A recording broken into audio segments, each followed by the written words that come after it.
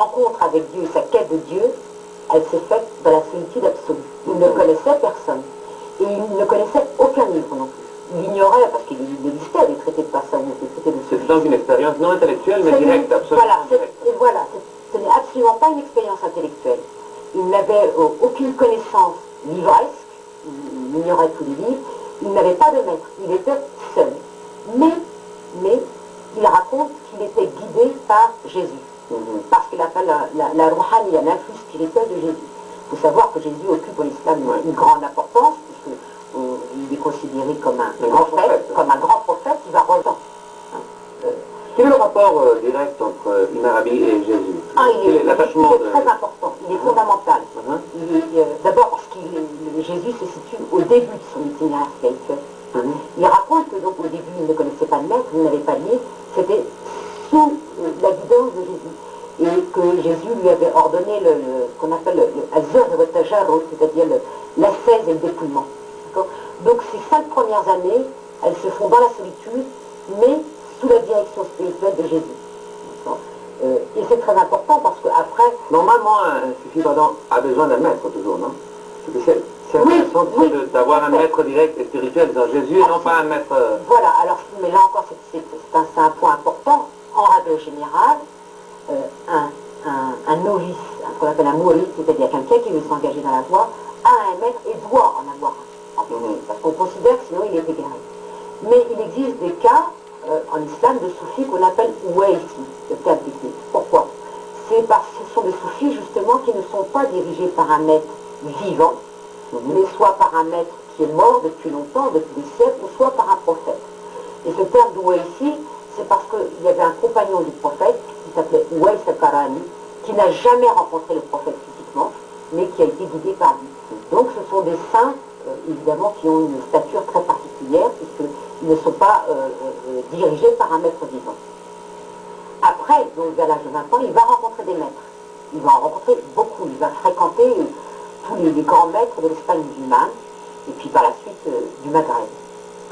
Je voulais continuer à parler d'Ibn Arabi, mais avant je voudrais parler un peu du sufi. Qu'est-ce que c'est le sufisme au-dedans de l'islamisme? On a dit normalement que le sufisme, c'est l'âme et le Coran, c'est le corps. Quel est le rapport entre le sufisme et... Non, c'est seulement... C'est terrible de dire ça, parce que... Mais je l'ai lu, là, beaucoup de livres. On ne peut pas dire que le Coran est le corps.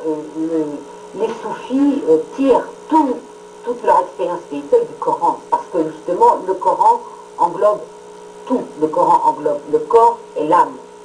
Donc c'est dans le Coran qu'ils puisent. Le Coran, c'est à la fois la loi, la charia, mais c'est aussi la haqiqa, la réalité. C'est la voie. C'est dans le Coran que les soufis puisent.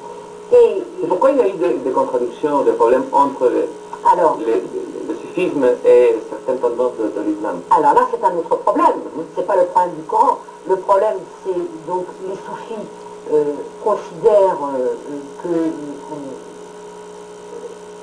il y a, en dehors de la prophétie, il y a la sainteté, et considèrent donc que les saints sont des gens qui peuvent être inspirés par Dieu, qui peuvent obtenir certains degrés spirituels, et surtout certaines connaissances spirituelles.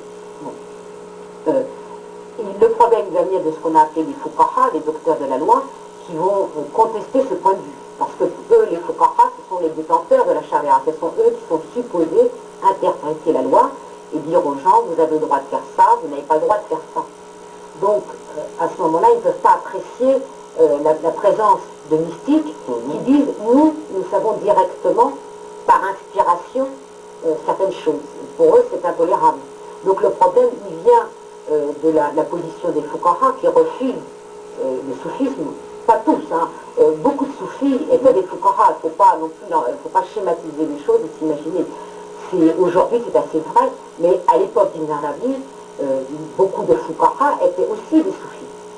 Ça n'a pas toujours été. Mais il y a quand même eu, en tout temps, des fuqaha qui ont condamné... Ce n'est pas l'éternelle contradiction, la typique contradiction entre la loi extérieure et la loi intérieure, ce qui se passe aussi au sein du catholicisme. Tout à fait, mais ce n'est pas... La contradiction ne vient pas de la révélation, c'est ça que je veux dire. Dans la révélation, il n'y a pas de contradiction entre l'intérieur et l'extérieur, entre l'esprit et la loi. D'accord ? la contradiction, elle vient de ceux qui interprètent la loi. Et il y a ceux qui interprètent de manière superficielle, qui ne voient que la surface du texte, et il y a ceux qui voient le texte et ce qu'il dit extérieurement d'un point de vue légal, et qui voient aussi ce qu'il y a derrière. C'est ça. Ce que je lis aussi, c'est que le Coran, c'est différent que la Bible pour les chrétiens. C'est-à-dire, j'ai lu même que le Coran, c'était presque comme le Christ pour les chrétiens. C'est vrai. On pourrait faire une... Pourquoi le Coran, un texte, et le Christ pour les... C'est vrai, Ibn Arabi d'ailleurs fait une comparaison de ce genre. Le Coran, le Christ, c'est la parole de Dieu fait homme. Le Coran, c'est la parole de Dieu fait livre. Donc bien sûr qu'il y a une comparaison. Car la différence avec la Bible, c'est que le Coran est considéré comme la parole même de Dieu. C'est le logos. Voilà, exactement. Donc en ce sens, on peut faire une comparaison avec le Christ. Quel est le sens du sufisme? C'est difficile de résumer, mais... Le sens du soufisme, c'est d'abord c'est une quête, c'est la quête de Dieu. C'est d'abord ça, et c'est donc... Mais quelle est la différence, par exemple, parce qu'ici, au monde chrétien, il y a des quêtes de Dieu, il y a un mysticisme espagnol, le Saint-Jean. Quelle est la différence? Quelle est la... Non, mais le soufisme, non, je ne peux pas... Enfin, bien sûr, il y a des spécificités, parce que c'est islamique, mais on parle de Saint-Jean de la Croix, oui, c'est un peu... C'est la même chose, enfin, c'est la même chose, je veux dire. L'essence est la même, le but est le même, la quête est la même, que ce soit qu'il s'agisse d'un saint chrétien ou d'un saint musulman, in fine, le but est toujours le même, c'est la quête de Dieu, la quête de la vérité. Les formes sont différentes, c'est normal. Les formes sont différentes parce qu'elles ont, le contexte est différent, le lieu est différent, la révélation est différente. Mais le but, il est toujours le même, que l'on s'appelle Saint-Jean de la Croix ou qu'on s'appelle Ibn Arabi ou Abu Yazid Bistami. Le but, c'est la quête de Dieu. Et comment, pourquoi j'ai lu ici dans une investigation sur le siècle XX et l'islamisme, il y a une personne qui parle de l'actualité du sufisme maintenant. C'est-à-dire que pourquoi c'est utile de retourner ou de relire ou d'étudier de nouveau les sufis? Non, mais... Quelle est l'actualité du sufisme? Du point de vue spirituel. Le soufisme n'est jamais mort. Donc il n'y a pas un retour au soufisme. Le soufisme, il n'a jamais cessé. Des maîtres, qu'on appelle les confréries, les taulouks, elles n'ont jamais cessé. Elles sont toujours vivantes. Non, mais pourquoi le soufisme c'est actuel par exemple pour les chrétiens, pour les occidentaux fondamentalement? Ah, mais ça, c'est un autre problème. Parce que les occidentaux sont à la recherche, d'une manière générale, sont à la recherche d'une vie spirituelle et d'une vérité spirituelle. Ils vont la chercher un peu partout, pas toujours de manière très astucieuse d'ailleurs. Ils vont la chercher aussi bien dans les sectes, dans les espèces de gourous, voilà, le New Age. Et puis ils vont la chercher aussi dans le soufisme. Mais ça, c'est l'intérêt de l'Occident parce que l'Occident cherche ailleurs ce qu'il ne trouve plus chez lui. C'est pour ça. Donc le soufisme l'attire, mais je ne suis pas sûre toujours qu'il le comprenne comme il faut. Qu'est-ce qui nous manque pour le comprendre? Non. Ça semble plus essentiel, disons. Non, mais ce qu'il faut, c'est surtout s'adresser, je dirais, aux bons auteurs, aux bons livres, parce que des soufis, des pseudo-soufis, il y en a aussi, comme il y a des gourous, etc. Donc les occidentaux qui sont attirés par le soufisme ne sont pas toujours bien orientés, et ils peuvent se retrouver mêlés à des mouvements pseudo-soufis. Il y en a. Alors le soufisme authentique, il est plus difficile à trouver. Il y a un personnage qui s'appelle René Guénon, oui, qui a fait un travail intéressant, non, de rapproche ou de rencontre entre le... Oui, qui a travaillé, enfin, qui a écrit sur ça, mais d'une manière générale sur la tradition, que ce soit la tradition chrétienne, et surtout la tradition chrétienne. On parle de nouveau d'Ibn Arabi. Est-ce que Ibn Arabi, vous avez dit, c'est un poète, n'est-ce pas? C'est aussi un Quel poète. est le lieu qui occupe le lieu de la poésie à l'intérieur de l'islamisme et du sufisme?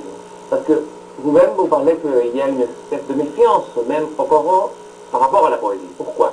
C'est pas une méfiance, oui, c'est-à-dire, non, il y a encore un problème d'interprétation de certains passages du Coran, parce que le Coran dit à plusieurs reprises que le prophète n'est pas un poète. Parce que, ça c'est un problème historique, à cette époque en Arabie, les poètes étaient des gens inspirés, exactement comme on voit ça aussi chez les Grecs, c'était des gens... Platon, par exemple. Voilà, chez Platon. Donc c'était des gens inspirés qui avaient des, comment, comme les